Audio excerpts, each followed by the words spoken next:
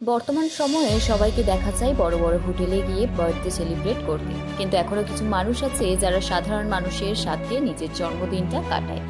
53 নম্বর ওয়ার্ডের পৌরমাতা ইন্দ্রাণী সাহা ব্যানার্জিকে দেখা গেল তালতলা লেনে নিজের জন্মদিনটা সেলিব্রেট করতে। ওনার সমর্থকরা ফুলের বুকে দিয়ে ওনাকে সম্বর্ধনা জানালেন। ইন্দ্রাণী সাহা বিভিন্ন জায়গায় ঘুরে ঘুরে কেক কাটলেন। এক জায়গায় যারা সেলিব্রেট করলেন তাদের নাম ভোলা, আক্তার, সিকান্দার এবং ওনাদের পুরো গ্রুপ। এরপর আয়োজন করেছিলেন মঈন, ভুল্লু, সাইয়াদ, সোনু, সোয়েব হোসেন, জিসান খান এবং ওনাদের পুরো টিম। ইন্দ্রাণী সাহা ব্যানার্জি আমাদের চ্যানেলের মুখোমুখি হয়ে কি জানালেন শোনাবো আপনাদের।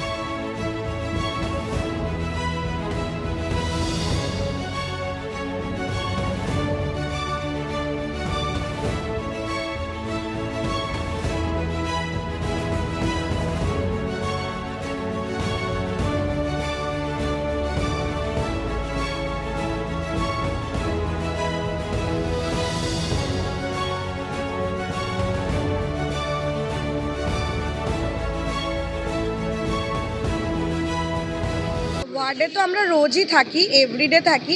আর আজকে একটা স্পেশাল দিনে আমার ছেলেরা, আমার তৃণমূলের যারা কর্মীরা আছে তারা আমাকে যে এতটা ভালোবাসে, এটা দেখে আমার প্রত্যেক বছর খুব ভালো লাগে। এটা এই বছর নয়, কিন্তু এটা প্রত্যেক বছরই এনারা এরকম সব জায়গায় আমার ছেলেরা সব প্রোগ্রাম করে।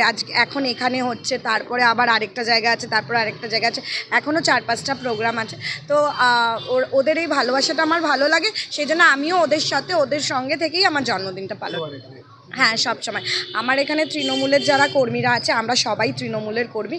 এখানে সবাই আমাদের নেত্রী মমতা বন্দ্যোপাধ্যায় একটাই মোটো, সেটা হচ্ছে সব সময় মানুষের পাশে থাকতে, মানুষের সেবা করতে। তো এখানে আমার যত ওয়ার্কাররা আছে, আমরা যারা আছি, প্রত্যেক দিন আমাদের কোনো ভোট আসলে নতুন করে কাজ হয় না। আমাদের থ্রো আউট দ্য ইয়ার সারা বছর আমরা মানুষের সঙ্গে থাকি, মানুষের পাশে থাকি এবং মানুষের জন্য কাজ করি। তাই জন্যই এলাকার মানুষও আমাদেরকে চায়, এলাকার মানুষও মমতা বন্দ্যোপাধ্যায়কে চায়, উন্নয়নকে সবাই ভালোবাসে। তো এলাকার মানুষ উন্নয়নকেই সাপোর্ট করে। এটাই বলবো যে আমাদের নেত্রী মমতা বন্দ্যোপাধ্যায় প্রচুর মানুষের জন্য কাজ করেছে।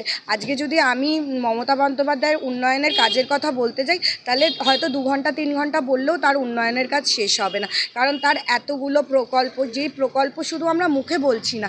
বিজেপি সরকার কীরকম মুখে বলতো যে তারা 3000 টাকা, তারা সরকারে আসলে, কেন্দ্রে আসলে তারা 3000 টাকা করে দেবে, তারা মহিলাদের জন্য দেবে। কিন্তু আমাদের দিদি কিন্তু মুখে বলেনি। আমাদের দিদি যেটা মুখে বলেছেন, দিদি কাজেও করে রেখেছেন।